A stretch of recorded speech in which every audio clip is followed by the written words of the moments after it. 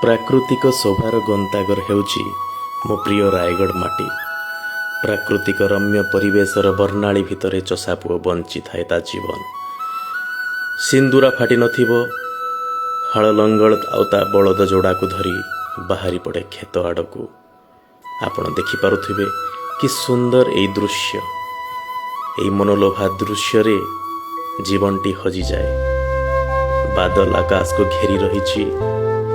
ସକାଳ ମଧ୍ୟ ଭଲ ରୂପେ ସକାଳ ହେଇନଥିବ, ଚଷାପୁଅ ବାହାରି ପଡ଼େ ଚାଷ କରିବାକୁ। ଆଉ ତା ସହିତ ତା ଗୃହପାଳିତ ପଶୁମାନେ ମଧ୍ୟ ବାହାରି ପଡ଼ନ୍ତି। ଏ ସୁନ୍ଦର ପ୍ରାକୃତିକ ପରିବେଶ ଭିତରେ ଗାଁ ଆଉ ଗାଁର ଲୋକମାନେ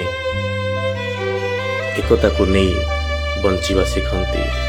ଆଉ ସୁଦୂରରୁ ଦେବଗିରି ପାହାଡ଼ରୁ ପରମ ବ୍ରହ୍ମ ଆଶୀର୍ବାଦ କରନ୍ତି। ଗାଈଆଳ ଲୋକ ଗାଈ ଛେଳି ମେଣ୍ଢା ଧରି ବାହାରି ପଡ଼ନ୍ତି। ଆଉ ପିଲାମାନେ ହସ ଖୁସିର ସହିତ ଶିଖିବାକୁ ଭଲ ପାଆନ୍ତି, ବିଦ୍ୟାଳୟ ଆସିବାକୁ ଭଲ ପାଆନ୍ତି। ସଚେତନତାର ନାରା ଲଗାଇ ଗାଁ ଲୋକମାନଙ୍କୁ ସଚେତନ କରାନ୍ତି।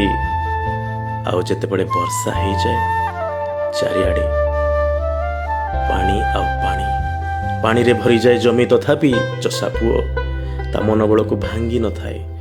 ମାଟି ସହିତ ମାଟି ହୋଇ କାମ କରେ, ଚାଷ କରେ। ତା କାନ୍ଧ ଥିବା ଯାଏଁ ସେଥିରେ ସେ କୁରାଢ଼ି ରଖେ।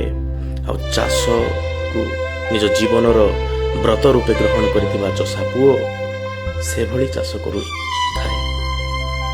ତା ବଳଦ ଯୋଡ଼ାକ, ତା ମଇଁଷି ଯୋଡ଼ାକ ହେଉଛି ତାର ସବୁ କିଛି, ତାର ସର୍ବସ୍ୱ, ତାର ସବୁଠାରୁ ଅମୂଲ୍ୟ ସମ୍ପତ୍ତି।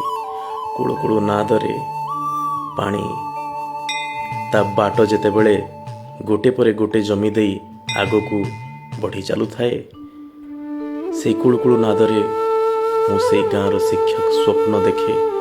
ଏଇ ଗାଁରେ ବିକାଶର ପଦଚିହ୍ନ କେବେ ପଡ଼ିବ, ଗାଁର ପିଲେ କେମିତି ଭଲ ଶିକ୍ଷା ପାଇବେ, ଭଲ ବିଦ୍ୟାଳୟ ପାଇବେ, ଭଲ ବିଦ୍ୟାଳୟର ପରିବେଶ ପାଇବେ।